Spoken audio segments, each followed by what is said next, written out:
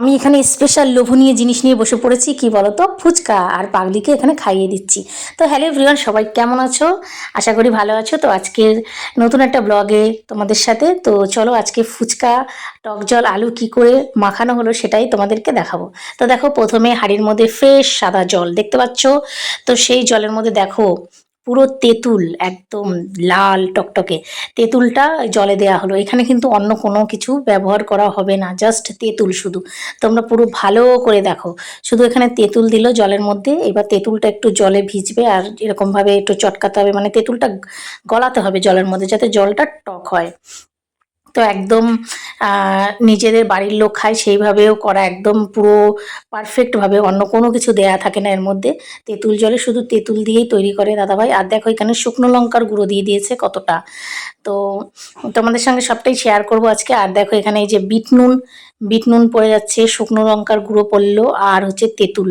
ঠিক আছে, এরপরে আস্তে আস্তে দেখো এর মধ্যে কি কি দেয়।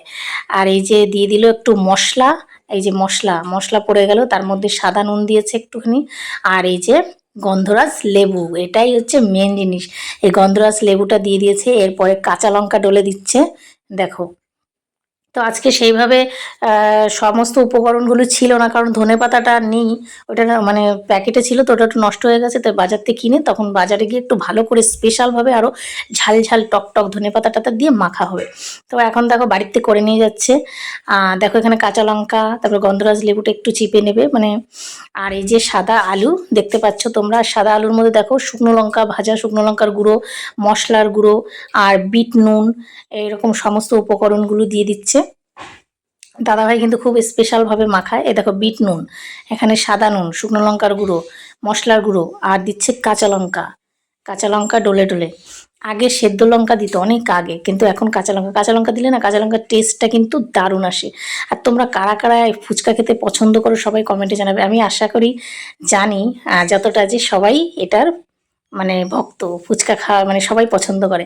তো দেখো আলুটাকে ভালোভাবে মাখিয়ে নিতে হচ্ছে সসপ্যানের মধ্যে, মানে মিক্সড করে। তারপরে দেখো এখানে পেঁয়াজ কুচি দিয়ে দিচ্ছে দাদাভাই। আর ধনেপাতাটা বাজারে গিয়ে দেবে, ওইটা দেওয়া হয়নি, ওইটা ছিল না। তাই আমি বললাম যা আছে তাই দিয়ে রেডি করো, সেটাকেই তুলবো।